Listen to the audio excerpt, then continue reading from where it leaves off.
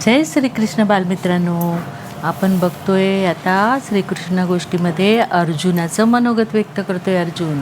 आणि अर्जुन हा जेव्हा काम्यक वनात होता तेव्हा तिथे एक दिवस दुर्वास ऋषी आले नाही. दुर्वास ऋषीने त्याला सांगितलं की तुम्ही असे हातावर हात घेऊन काय बसले आहात, तर तुम्हाला पुढे युद्ध करायचं आहे, महासंग्राम, आणि त्याच्यामध्ये असं ढिल्लं राहून नाही चालणार, तर तुम्हाला शक्ती प्राप्त करावी लागेल.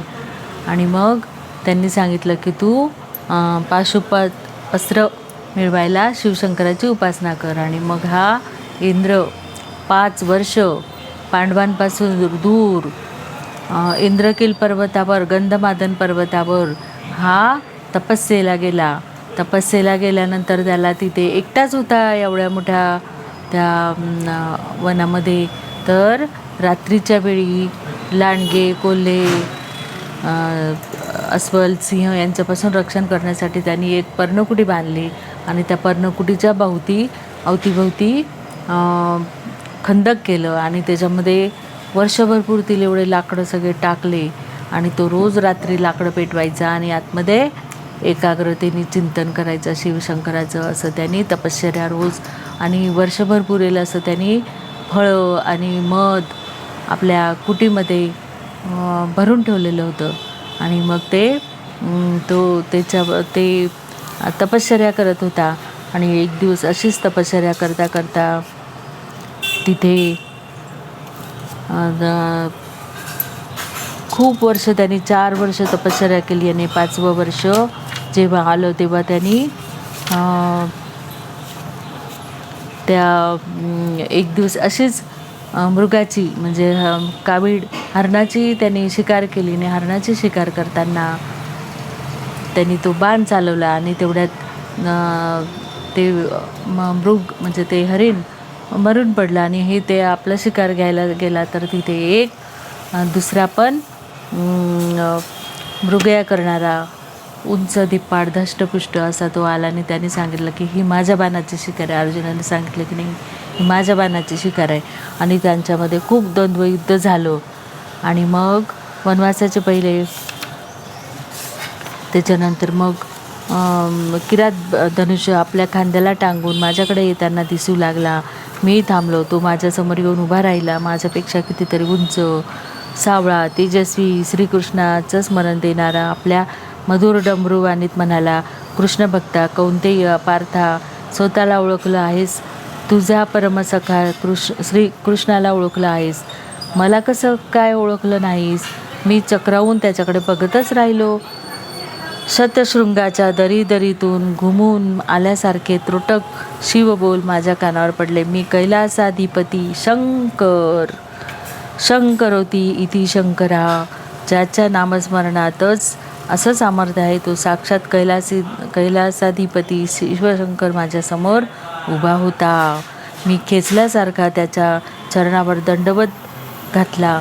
माझ्या तोंडून शब्द काही फुटू शकत नव्हता. माझं गात्र रोमांचून उठलं होतं. गात्र रोमांचून उठलं होतं.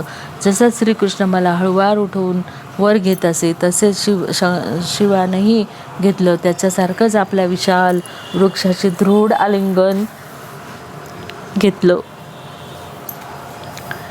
शिव हा शब्दसुद्धा थिटा पडावा असा तो साक्षात शिवाचा स्पर्श होता, जो मी कधीच विसरू शकणार नव्हतो. काही वेळानं माझ्या दंडांना धरून सामोरं घेत माझ्या डोळ्यात आपली शिवदृष्टी खोल उतरवून तो म्हणाला, तुझ्या गांडीव धनुष्याच्या शरला गवान मी प्रसन्न झालो आहे. ज्यासाठी निर्धारानं तू आलास ते पाशुपतास्त्र आज तुला समंत्र प्रदान करतो आहे. लक्षात ठेव, तुला अखंड मानवजातीचं एक कल्याणकारी कार्य मार्गी लावायचं आहे. तू नरश्रेष्ठ म्हणून जन्माला आहेस. श्रीकृष्ण हा साक्षात नारायण तुझा सखा लाभला आहे.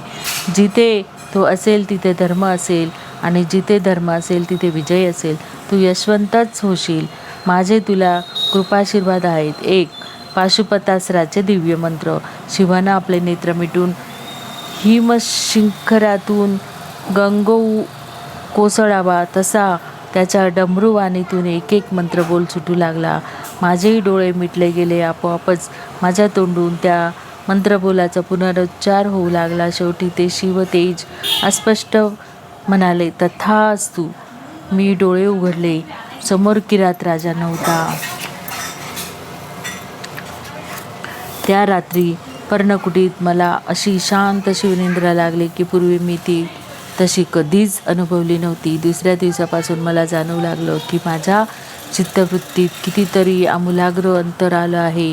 मी एकटा आहे. प्रिय पत्नी द्रौपदी बंधूपासून दूर आहे. माझा प्रिय सखा श्रीकृष्ण दूर द्वारकादेशी आहे. यामुळे पूर्वी येणारे वियोगाचे विचारच मनी येईनासे झाले. उभा गंधमादन पर्वत मला शिवमय दिसू लागला. लवकरच मला शिवप्रसादाचा प्रत्ययही त्या वनात आला. द्रौपदीसह माझे चारही बंधू मला भेटण्यासाठीच गंधमादन पर्वतावर आले. 5 वर्षानंतरच्या त्यांच्या भेटीनं मला वर्णन करता येणार नाही असा आनंद झाला. माझा प्रिय बंधू भीमसेन तर मला असा कडकडून भेटला की तो माझ्या देहाचं चूर्ण करतो की काय असं वाटलं. माझ्या पाशुपतास्त्राचं प्राप्तीची वार्ता ऐकून तर सर्वांच्या मुद्रा सूर्यफुलासारख्या फुलून उठल्या. या भेटीनंतर जवळजवळ सप्ताहभर आम्ही एकमेकांशी न कंटाळता अथक नुसतं बोलतच राहिलो. या बोलण्यात आम्हा प्रत्येकाच्या तोंडी सातत्यानं विषय होता तो एकट्या श्रीकृष्णाचा.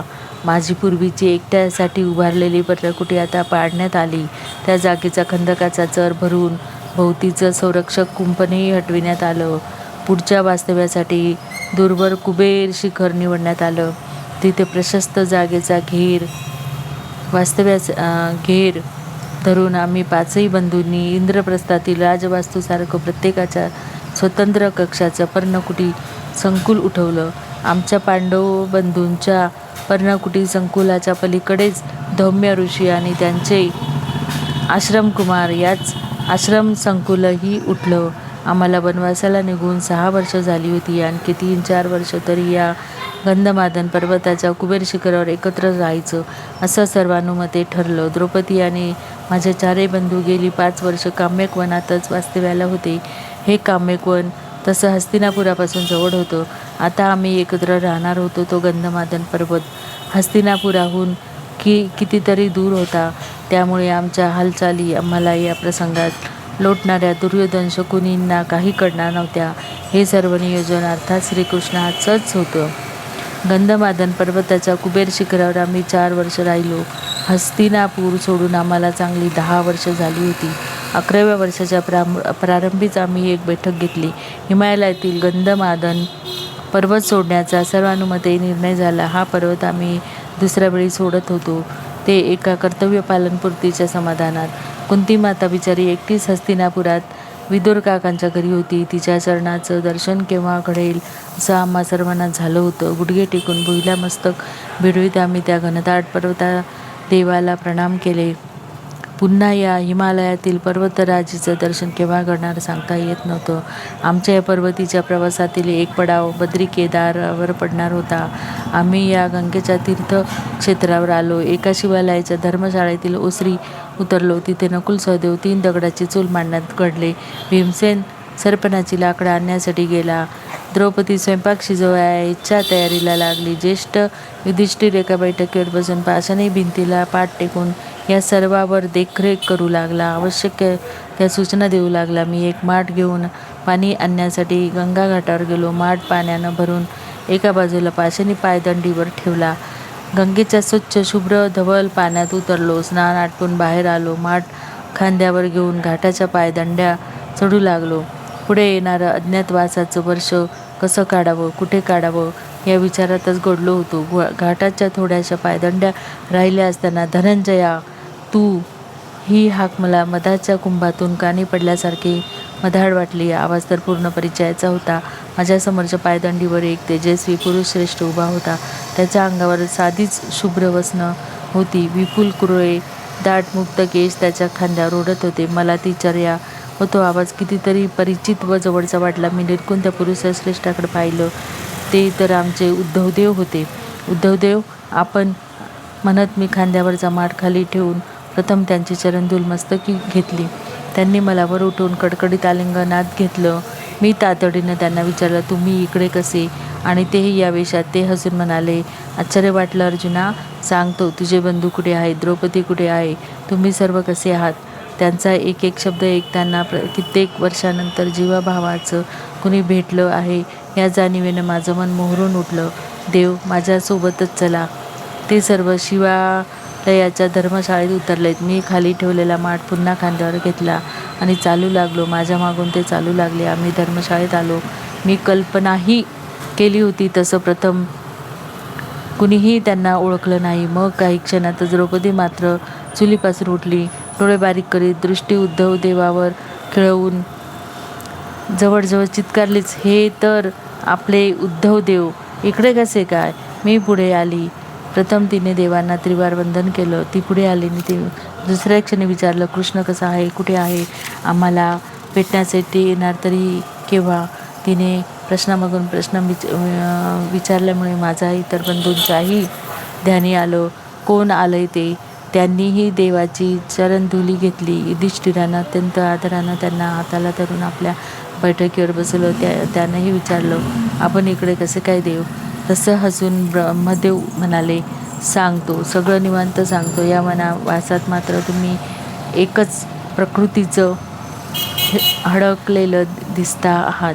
त्या प्रथम सुधारा. माझ्या दादाच्या सांगण्यावरून मी इथे बद्री केदारात आलो आहे. येताना गंगेच्या प्रथम दर्शनातच द्वारकेच्या यादवांचा राजवेश तिच्यात अर्पण करून आलो आहे. बरीच वर्ष अगदी सांदीपणीच्या आश्रमात असल्यापासून एकच विचार मनी घोळतो आहे. मानवी जीवनाचा अर्थ काय याचा शोध घेण्याचा. तो संपन्न द्वारकेत राहून अंगावर शस्त्र चढवून कधीच घेता येणार नाही असं वाटल्यामुळे मी हा निर्णय घेतला आहे. दादाच्या मनी या बद्री केदारावर काहीतरी उभं करण्याचा संकल्प घोळत असावा. जय श्रीकृष्ण. अशी आपण गोष्ट बघितली.